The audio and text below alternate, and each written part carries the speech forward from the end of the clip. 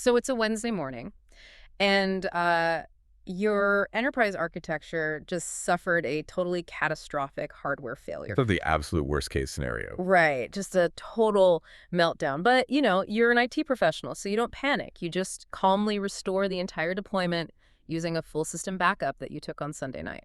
Sounds like a solid recovery plan so far. Yeah, everything boots up, the services are running fine. But then a department head calls you, and they're frantically asking, what happened to the complex web map their field team spent all day Tuesday building? Yeah, that's a problem. Exactly. So what is the status of that map? Like, is it hidden somewhere in the directory? Can you just, I don't know, pull it from a local browser cache? Spoiler alert, Yeah. it is permanently lost. They are definitely going to have to rebuild that entire thing from scratch. Yep. And the fact that an administrator needs to know that without any hesitation, that is exactly why we are here today. Because the stakes are incredibly high with this stuff. Right. We are jumping into a deep dive on the exact mechanics of the Esri technical certification. Specifically, we're cracking open the architecture exam, which is code EAEP2025. A very demanding exam. It really is. So let me give you the fast facts right up front.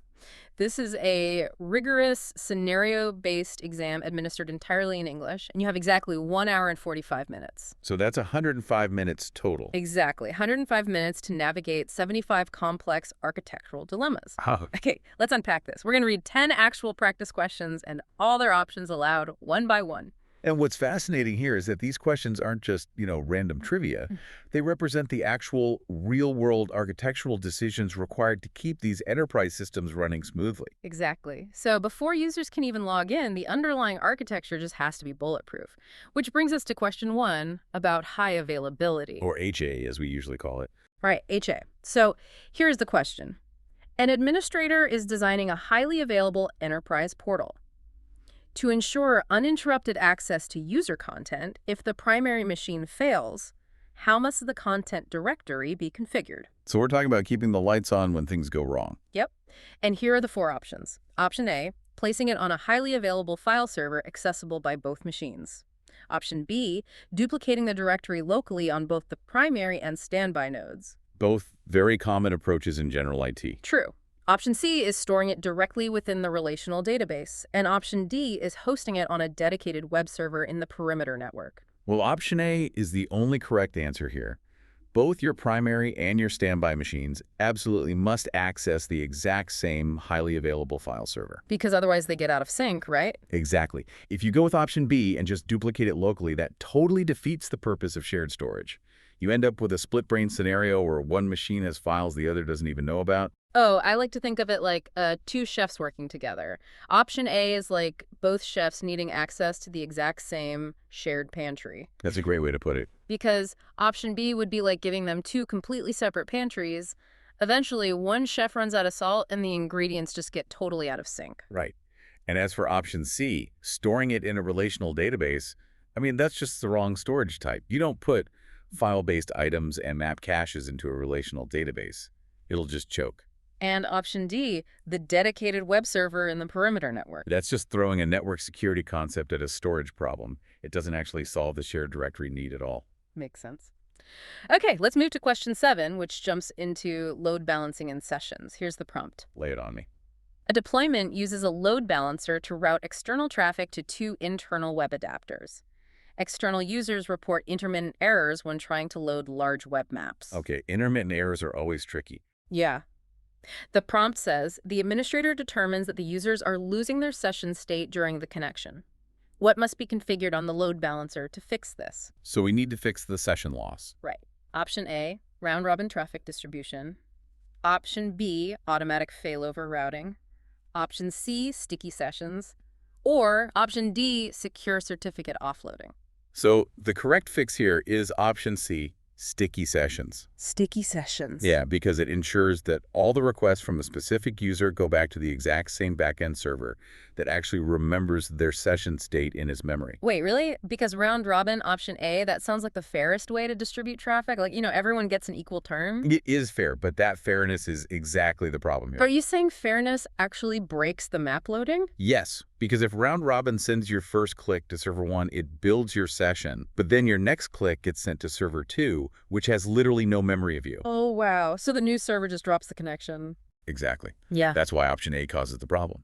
And option B, failover routing. That's for when a server crashes, not for active session management.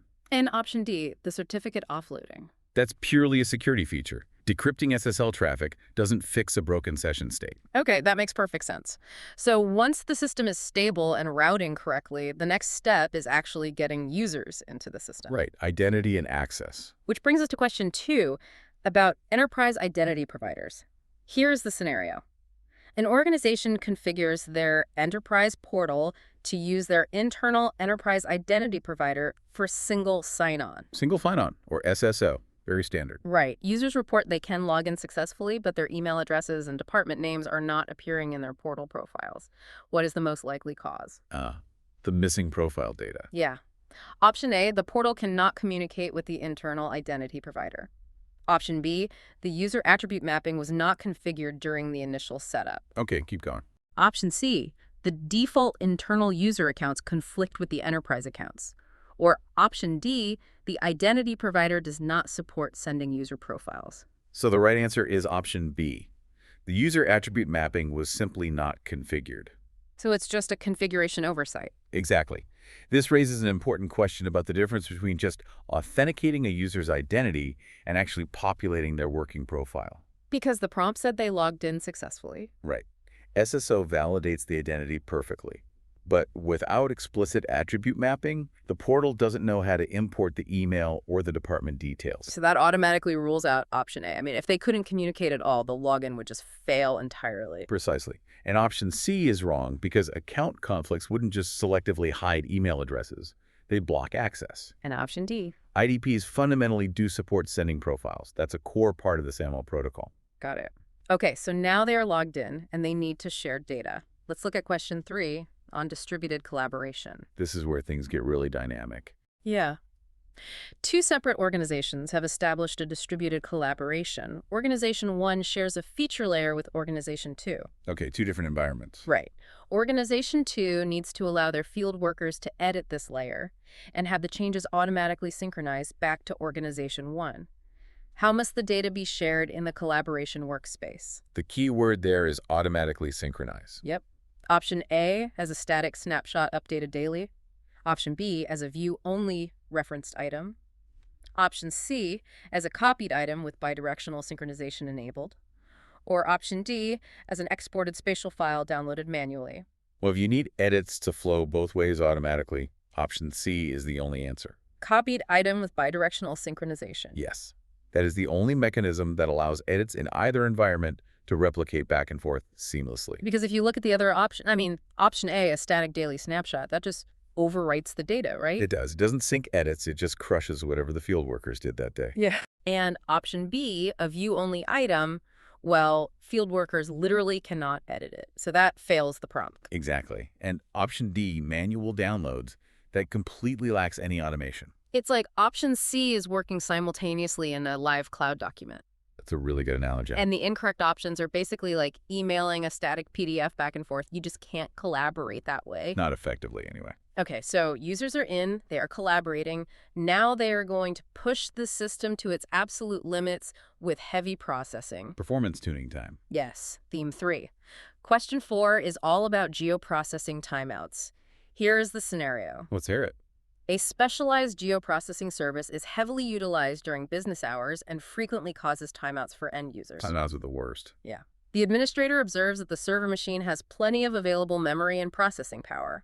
What is the best configuration change to resolve the timeouts? Notice that clue. Yeah. Plenty of CPU and memory. All right, the hardware is fine. So the options are A, switch the service from dedicated instances to the shared instance pool. B, move the geoprocessing service to the hosting server machine. Neither of those sound great. Let's see. Option C, decrease the maximum time a client will wait for a result. Or option D, increase the maximum number of dedicated instances for the service. The answer is absolutely option D. You have to increase the maximum number of dedicated instances. Because the hardware resources are already plentiful, right? Exactly. The bottleneck isn't the hardware, it's just the software queue. More instances simply allow more simultaneous processing. Why not option A, the shared pool? Shared pools are designed for light, infrequent tasks. Putting a heavy geoprocessing task in a shared pool will just cause memory contention. And option B, moving it to the hosting server. That just moves the exact same instance bottleneck to a different physical machine. It doesn't solve the queue problem. And option C is kind of funny. I mean, decreasing the wait time just means the user gets an error message faster. That doesn't actually solve their problem at all. It just fails faster. Not a real solution. Okay, let's look at massive data feeds. Question 6, on spatiotemporal big data. Oh, this is a fun one. An organization plans to ingest millions of vehicle location records per hour from a live fleet tracking system. Which type of data storage component must the administrator deploy to support this high-volume observational data? Millions of records per hour. That's serious velocity. Yeah. Option A, relational data store. Option B, spatiotemporal big data store. Option C, tile cache data store. Or option D, object store. It has to be option B, the spatiotemporal big data store. Because of the sheer volume? Yes.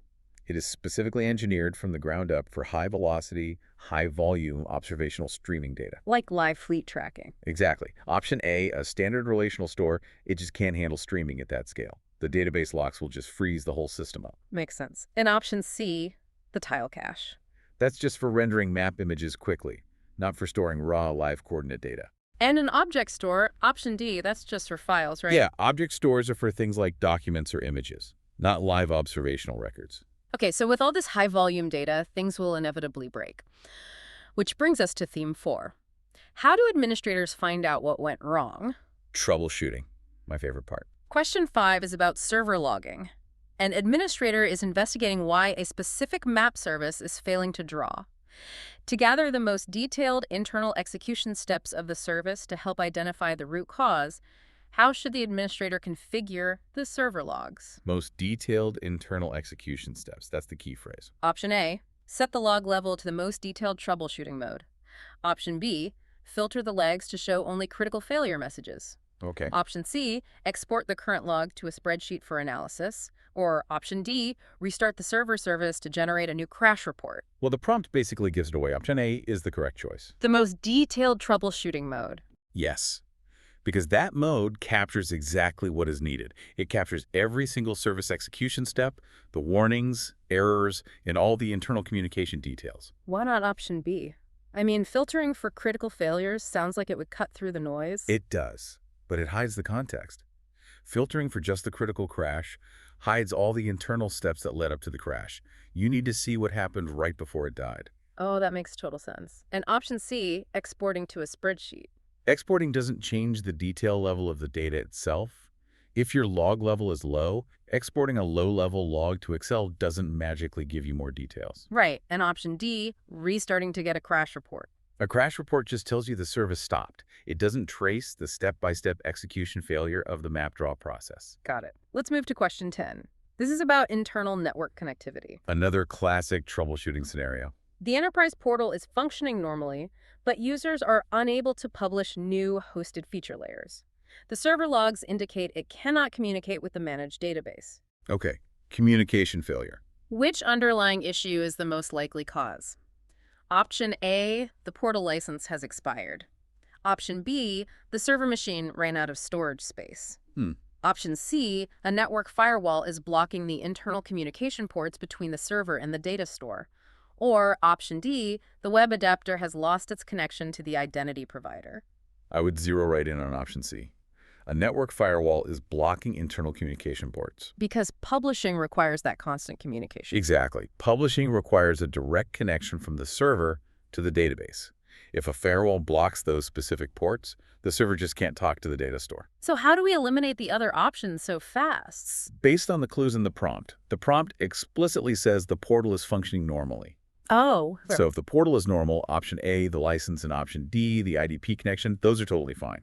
Users couldn't even log in if those were broken. That's a great point. And what about option B, storage space? The server logs explicitly point to communication issues, not a disk space or storage error. It's basically like a retail store, right?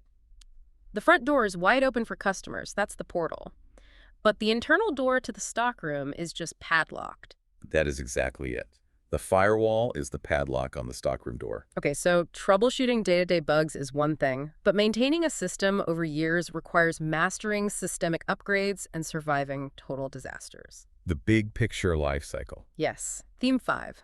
Question 8 asks about the upgrade sequence. Order of operations is critical here. The prompt is simple. An administrator is preparing to upgrade a base enterprise deployment.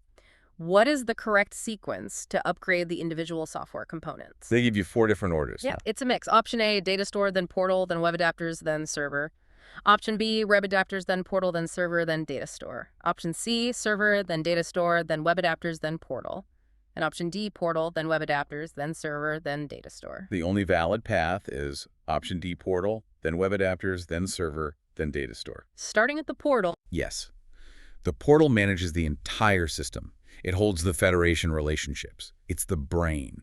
It makes it the absolute required starting point to prevent compatibility issues. So what happens if you try option A, B, or C? They're super dangerous. If you upgrade subordinate or back-end components before the central managing brain is ready to understand them, the trust breaks. So what does this all mean? It means system upgrades require strictly respecting the hierarchy of the software components. Brain first, then routing, then application, then data. Okay, well, let's look at the absolute worst-case scenario. Question 9, backup and disaster recovery. The scenario we started the show with. Exactly. A catastrophic failure occurs on a Wednesday morning. The administrator successfully restores the enterprise deployment using a full backup taken on Sunday night. Yep, Sunday night. What is the status of a web map created by a user on Tuesday afternoon? Option A, the web map is permanently lost and must be recreated. Option B, the web map is automatically restored from the client browser cache. Right. Option C, the web map item exists, but its underlying data is missing. Or option D, the web map is fully restored and available to the user. I have to deliver the harsh truth here. It is option A. The web map is permanently lost. Because the restore just rolls everything back. Exactly. A restore reverts the environment exactly to the Sunday state. Tuesday never happened in the eyes of the database. And the other options are just wishful thinking. Completely. Browser caches cannot restore complex enterprise databases. The underlying data and the item simply no longer exist in the restored environment. Wow. If we connect this to the bigger picture, disaster recovery is strictly bound by your backup policies. There is no magic tool that can recover unbacked up data. Thanks for joining us on this deep dive, and we'll catch you next time.